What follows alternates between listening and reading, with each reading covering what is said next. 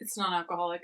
Today we're going to be talking about my 23 in 2023 list. Hey everyone, I'm Peggy Lou Who, and this is my channel Peggy Lou Who Reads, or Peggy Lou Who Reads. Welcome if you are new here, welcome back if you are not. I want to give a shout out to my subscribers. So many of you. I cannot believe it. Thank you so much. Also, hi Mom. But this video is going to be me talking about my 23 in 2023. So I went ahead and made this little spread in my planner where I printed out each of the little books, and as I get to them, I have been sort of outlining them and then marking stars beneath. You can kind of see, if we can zoom in here, that there are a couple of these that I've already completed. But I wanted to go through and sort of give an overview of what's on the list. This is a list of books that I wanted to be sure that I read in 2023. There's kind of like an appendix to my goals and challenges. Basically, I want to remember to read these books, which may qualify for any categories within my overall challenges that I set myself in 2023. These 23 would be a part of my overall 45 book goal for the year, which is a very modest goal because I'm trying to not get myself into a situation where I stop recording and posting on BookTube again. I want to be enjoying myself. Since I don't want to make this video 12 million hours long, and I don't want to be up all night every night this week, for each of these books, I have tried to limit myself to just a single line of description about each. And though I own 22 out of 23 of these in a physical copy, I did not pull them off my shelves, and I'm not going to be holding them up because, number one, I already have the little book covers that I downloaded in order to make this little spread, and number two, I didn't want to ruin all my shelves and create a chaotic mess for myself to have to clean up afterwards. There aren't any spoilers ahead, and most of these are based on what's available in the published synopsis of these in Goodreads, Storygraph, or Wikipedia. So without further ado, and in no particular order, here are my 23 in 23. Editing Peggy Lou here. I just wanted to point out that I used a teleprompter app while recording this to comedic and tragic results. Enjoy. Number 1, Cloud Cuckoo Land by Anthony Doerr. A book about a book written ages ago, told through the perspective of a set of characters throughout various periods of time who have all been connected by reading the book.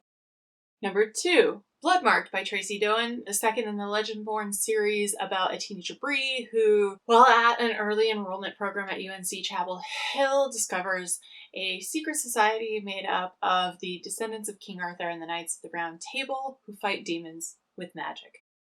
Number 3, Elazzo by Darcy Little Badger, a YA murder mystery set in an alternate magical America with a main character, Elazzo, who is trying to uncover her cousin's murderer and who has the ability to raise the ghosts of dead animals, which I picked up purely based on the recommendation of Reads with Rachel.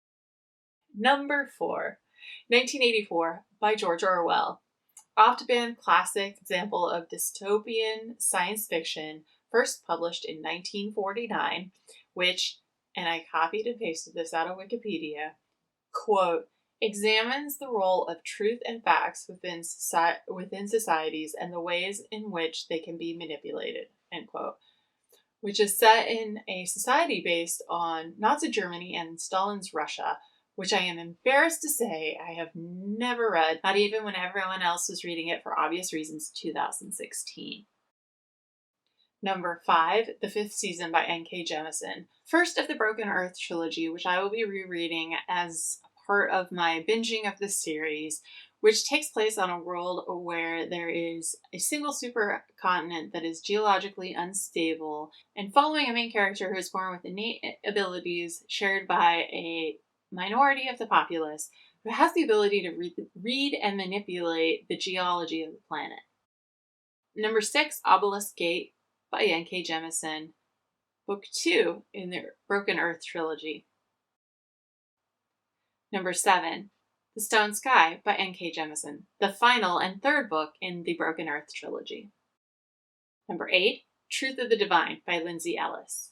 The second book in the Nomena duology, which finishes the story of a first contact with aliens set in an alternate history of post 9/11 America. Number 9, Project Hail Mary by Andy Weir.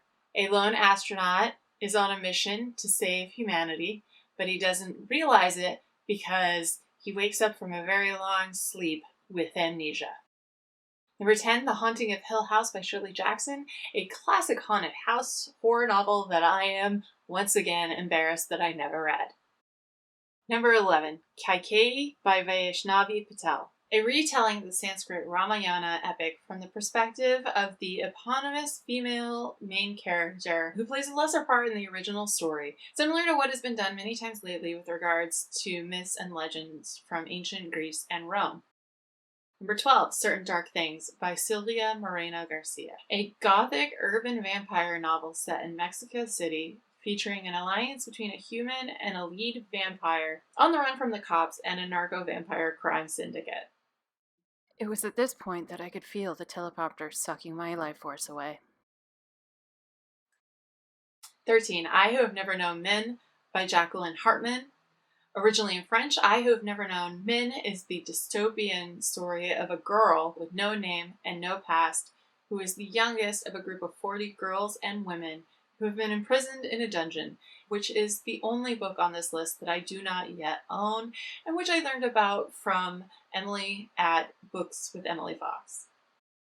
Number 14, Little Thieves by Margaret Owens, a retelling of the classic Goose Girl fairy tale where a princess and her maid trade places. But in this version, the maid uses the cover of her false identity to become a jewel thief and steal her future.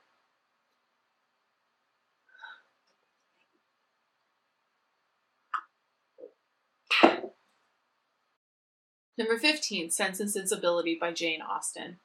The Mrs. Dashwoods are forced from their family home upon the death of their father and try, like most Jane Austen's heroines, to find marriages to suit each of their individual tastes and personalities, which I thought for sure that I had read before until I recently discovered that I was sadly mistaken.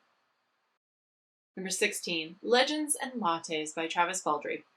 A cozy fantasy that has taken BookTube by storm. The story of an orc who retires from being a warrior to open a coffee shop in a world where no one knows what coffee is and makes new friends along the way. Here's the exact moment when I began to suspect that this might be a nightmare to edit. And I was right. It was.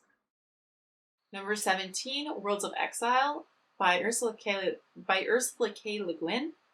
An omnibus of the first 3 novels of Le Guin's science fiction Hainish cycle, which is a loose series, all set in the same universe that also includes her classic novel, The Left Hand of Darkness, but which don't tell a single narrative with the same characters, setting, and timeline throughout. Number 18, The Remains of the Day by Kazuo Ishiguro, a historical novel set in post-war England, following the main character who is a long-serving butler looking back on his career and the man he served for 30 years, which I am, once again, embarrassed that I have not read yet.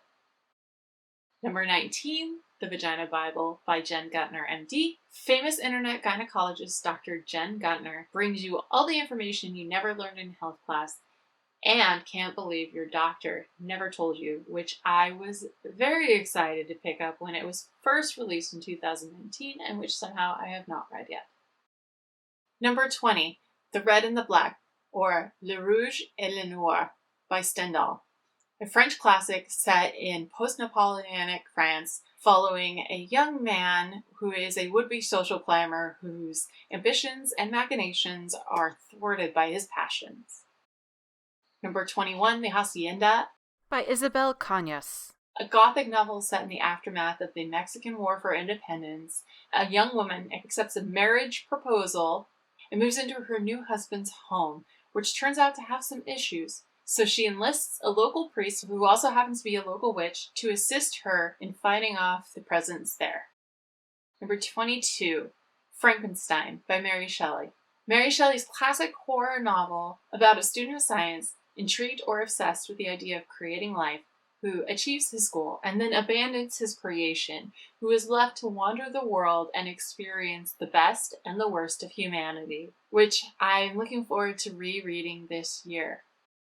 And finally, number 23, Ulysses by James Joyce. The well-known Irish classic novel, loosely based on the Odyssey, and told in Joyce's signature string of consciousness style, tells the story of the events in the life of two Dubliners, their friends and families, on a single day in June of 1904, which in my edition is a whopping 682 pages long, and which I want to read because, of course, I'm embarrassed that I never have before, also because I want to challenge myself, and if I'm being frank, probably because I hate myself just a little bit. So that's it. That's the whole list. If you made it this far, go ahead and let me know if you read any of these, if you would also like to read any of these, or if you have put together a list of your own for 2023. Like always, I have left all of my links to my socials in the description below, as well as my wish list, only if you want to, not required at all. And yeah. Please like, subscribe, and share this video so that I can continue to grow my audience and make videos like this for you. And until next time, read well.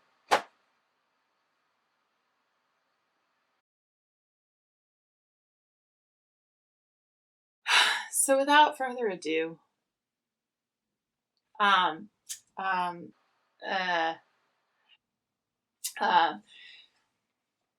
because the astronaut course book about a book, Gothic First Contact Trilogy War. Hail Mary. It's Danish cycle by Reads with Sanskrit Raman Le Rouge et Noir by Kazuishi style, telling accepted merit proposal. So she enlists the to who of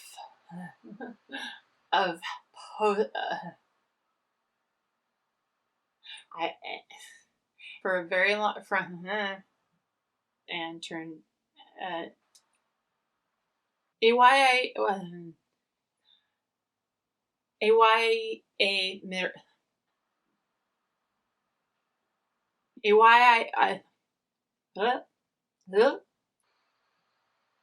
YA murder mystery, a YA murder mystery, and